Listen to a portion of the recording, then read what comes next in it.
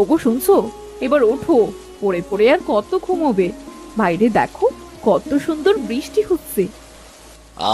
গিন্নি, বৃষ্টি হচ্ছে, এতে আবার সুন্দর কি? একটু ঘুমাতে দাও না।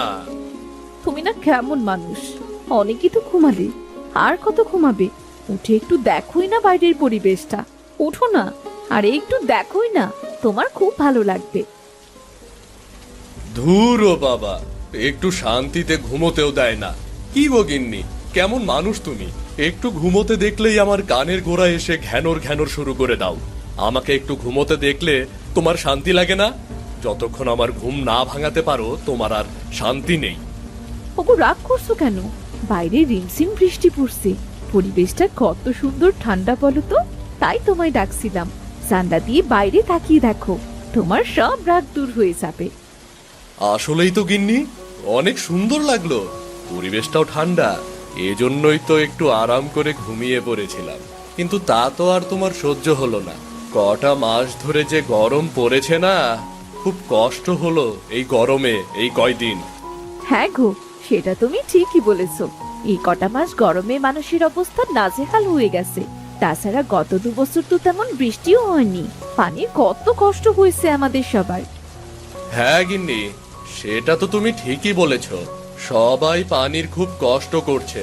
পানির অভাবে মাছ তরি তরকারি খুব অভাব দেখা দিয়েছে। আর যা ছিল তার দামও তো আকাশ ছোঁয়া। হ্যাঁ গো, এবার তো ভালো বৃষ্টি হচ্ছে। এবার মনে হচ্ছে মাছের চাষ ভালোই হবে। এবার যদি আমরা একটু মাছ খেতে পারি। হ্যাঁ গো, সে না হয় বুঝলাম, কিন্তু যে হারে বৃষ্টি পড়ছে, বৃষ্টির জন্য আবার বন্যা না হয়ে যায়। তুমি যে কি বলো না, মাঠ ঘাট খাল বিল নদী নালায় কোথাও পানি নেই, মাটি ফেটে চৌচির। এখন বন্যা আসবে কোথা থেকে? সবকিছুই পানির জন্যে খা খা করছে। হ্যাঁ, তা তো ঠিক গিন্নি, কিন্তু বৃষ্টির তো ভাব ভালো মনে হচ্ছে না। ওসব বাদ দাও তো, চলো খেয়ে নেবে। কি হয় না হয় সেটা পরে ভাবা যাবে। তুমি ভাত বাড়তে থাকো, আমি লালিকে কটা খড় দিয়ে আসি। ও তো না খেয়ে আছে। ঠিক আছে, তাড়াতাড়ি এসো। ছাতাটা নিয়ে যাও, বৃষ্টিতে ভিজে আবার ঠান্ডা লাগবে না হয়। মিনা, রাজু, তোরা খেতে আয় তো।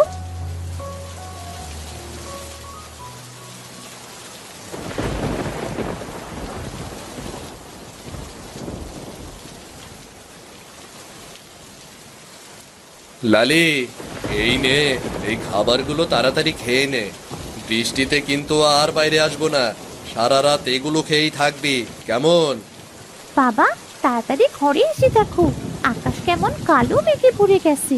মনে হচ্ছে এক্ষুনি কাল বৈশাখী ঝড় উঠবে। হ্যাঁ রে মা, আসছি। আকাশে জোরে বিদ্যুৎ চমকাতে লাগলো, মুষলধারে বৃষ্টি শুরু হলো, জোরে হাওয়া বইতে শুরু করলো। মা, আমার খুব ভয় করছে। দেখো কি পরিমাণ বৃষ্টি শুরু হয়েছে, মনে হচ্ছে সবকিছু ডুবে যাবে। তোদের এত ভাবতে হবে না, তোরা খেয়ে দে, ঘুমিয়ে পড়। যা কপালে লেখা আছে তাই হবে। গিন্নি, মিনার রাজুকে খাবার খাইয়ে ঘুম পাড়িয়ে দাও। আয় খেয়ে নে তাড়াতাড়ি, খেয়ে তাড়াতাড়ি ঘুমো। ঘুমিয়ে গেলে আর ভয় করবে না, আর কিচ্ছু টের পাবি না। ঠিক আছে মা, চলো তাহলে।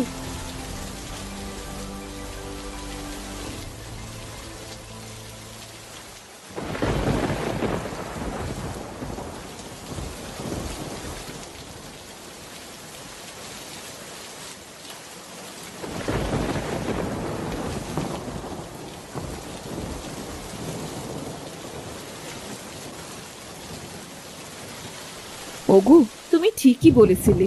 বৃষ্টির যে ভাব, মনে হচ্ছে তো সহজে থামবে না। এবার তো মনে হচ্ছে সত্যিই বন্যা হবে গো। হ্যাঁ গো গিন্নি, সেই ভয় তো পাচ্ছি। সেই সকাল থেকে বৃষ্টি শুরু হয়েছে, আমার তো কোনো নামই নিচ্ছে না। কি করব? বন্যা হলে ছেলে মেয়েদের নিয়ে কি খাবো, কোথায় থাকবো, কি করব, কিছুই বুঝতে পারছি না। ওগো, আমি বলি কি, তুমি লালিকে নিয়ে কোনো উঁচু জায়গায় রেখে এসো। ওখানে কিছু খড়ও রেখে দিয়ে এসো, আর আসার সময় কিছু কলা গাছও কেটে নিয়ে এসো। কেন গিন্নি, কলা গাছ দিয়ে কি করবে? একটা ভেলা বানিয়ে রাখবো। চারিদিকে যে পানি বাড়তে শুরু করেছে, কখন না জানি আমাদের ঘরবাড়ি ডুবে যায়। ছেলে মেয়েদের নিয়ে তো বাঁচতে হবে, তাই না? ঠিক আছে গিন্নি, নিয়ে আসবো। লালি, চল, তোকে ওই উঁচু জায়গাটায় রেখে আসি। চল লালি, এখানে থাকলে তোকে বাঁচাতে পারবো না। লালি চল, পিছু টান দিস না, তাড়াতাড়ি চল, দেরি করিস না, পানি বেড়ে যাচ্ছে, তাড়াতাড়ি চল।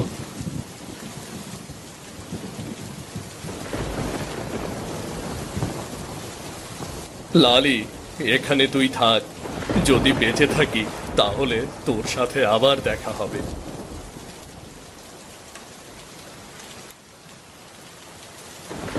এই তো কিছু কলা গাছ কেটে নিয়ে যাই, বাড়ি গিয়ে একটা ভেলা বানিয়ে রাখতে হবে।